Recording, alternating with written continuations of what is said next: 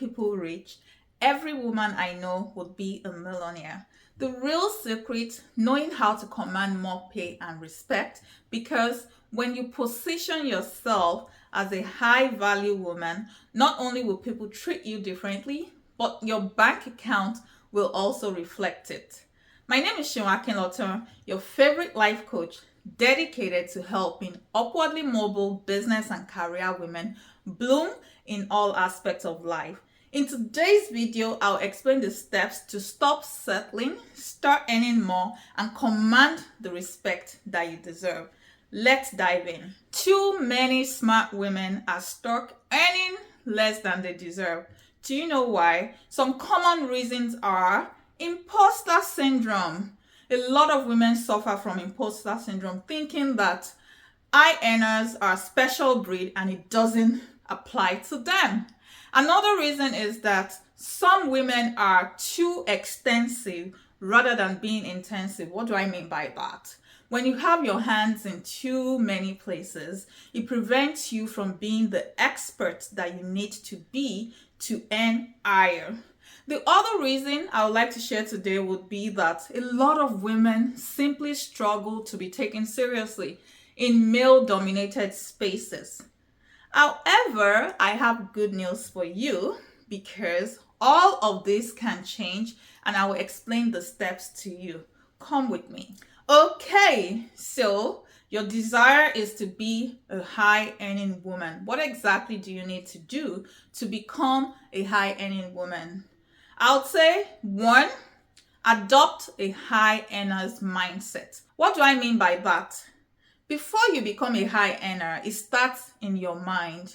The Bible says in Proverbs 23:7 that as a man thinketh, so he is. So basically, we are a creation of our thinking. If you think you have all it takes to earn high, then chances are you'll start earning high. But if you think you don't have what it takes, chances are you're not going to earn high. This is especially applicable to a lot of women that have qualifications outside of their current location. So for example, you earned your degree in another country, but you currently live in another country. So you might start thinking that your degree or your qualifications from your own country might not apply where you are. Then the other part of this is that when you move from your own country to another country, there's a tendency that you're listening to too many voices. Everyone has an opinion about what you deserve and what you don't deserve. It's okay to listen to people, especially those that have gone ahead of you. However, you should also decide what you want. You should sit down and ask yourself some questions. Where do you see yourself in the next couple of years? What are the industry rates for that industry you operate in? You should have some background information before you make up your mind. Mindset is truly important and it's something that you cannot discard when it comes to earning high. 2, develop a career plan. Now, before you come for me that, oh, all these planners, they've come again, I have a question for you. If you don't know where you are going, how will you know when you get there? How will you identify when you have arrived? A career plan is something that you need if you truly want to become a high-earning woman. What do I mean by having a career plan? A career plan is a document that details where you want to see yourself in the next couple of months or years. You can have a career plan for the next 3 months. You can decide to have a career plan for the next 6 months. But I typically recommend that your career plan should be something you develop for the next 1 year at the minimum. You can develop it for 5 years or even 10 years, depending on where you are in your career journey. In your career plan, you identify the spots that you are. Also, you identify where you want to go. So for example, if you are making $100,000 per year at the moment, and you want to increase that to $200,000, of course, you need to be realistic. How long will it take you to reach that milestone? Maybe in the next 1 year or 2 years, 3 years, 4 years, 5 years, depending on where you are. So if you say that you want to start earning $200,000, what you need to do is you need to research your current industry. Who are the people earning $200,000 and what skills do they require before they can attain such positions?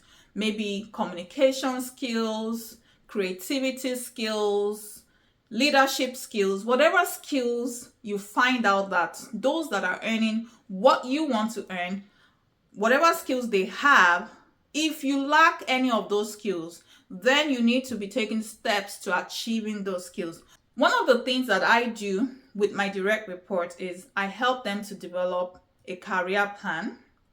And I have a template that I put in the description. If this is something you feel will be helpful to you, you are welcome to download it. It's in the description. Just click on it. You enter your email and you can download it. It's a template. It's a template that you can use. And if you need more help or more guidance on how to truly build it out, please feel free to reach out to me. So as I was saying, you conduct a skills gap analysis, meaning that if there's a gap between where you are and where you truly want to be in terms of the skills, then you need to start taking steps to acquiring those skills. The other part of all of this is that a lot of people question why they need a plan because they feel like, oh, a plan is just a document. You still need to act, which is true. But even the Bible supports the essence of planning. Proverbs 24:27 says that before you build anything, put your outdoor work in order and get your fields ready. After that, build your house, meaning that you need to put certain things in place before you start building. If you want to earn more, you need to develop your career plan. Even this applies to business owners. If you want to increase your revenue in 2025, you need to be realistic. You need to be specific about what exactly does that new income look like, and then develop a real plan that will help you to achieve the goals that you have set for yourself. Or the next step would be to build a formidable personal brand. I know personal brand is something you might have heard before now, and personal brand could actually be a topic on its own. But for the purposes of this video, I will define personal brand as what people think of you when you are not in the room. So for example, people are meeting in a room and you are absent. What will people think of you in that moment? What type of adjectives would they use to describe you? Would they say you are hardworking? Would they say you are a person of excellence? You take initiative? Are you a problem solver? Or you are just there to collect your salary? Now, why is this important? When you build a formidable personal brand, more doors of opportunities will begin to open up for you. People will begin to take you seriously. You begin to command respect. In the workplace, are you that type of person that says, I'm soaking it all in? You attend a meeting. If you are truly intentional about building your personal brand, then you need to be a contributor in that meeting. Sometimes you might not even have anything to contribute, but you should have questions. You should lend your voice to the conversation. Never attend any high stakes meeting by keeping mute or just soaking it all in. Nobody wants someone that is just soaking it all in. You need to be a contributor. You need to be a problem solver. When your boss knows that when he or she is absent, you are in charge, you can make things happen, then more doors of opportunities will begin to open up for you. So personal branding is really important.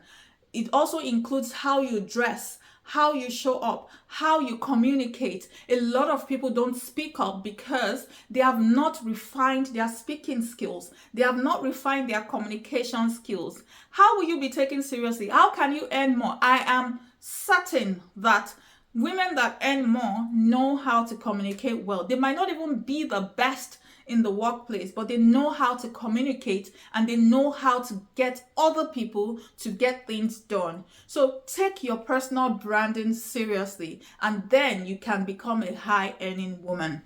What other thing can you do to become a high earning woman? Honor your higher ups. What do I mean by that? You might be the best in terms of execution, and maybe you are even better than your boss. That is not a reason to start disrespecting your boss. You need to honor your higher ups, because when you honor your higher ups, they become your unpaid advocates. It's called sponsors in the workplace. They are speaking on your behalf. They are advocating for you. They are creating new roles without advertising those roles solely for you. I have experienced that in my career. I have experienced situations where new roles were created solely for me. Now, it wouldn't appear that outside, but that is what is going on in the workplace.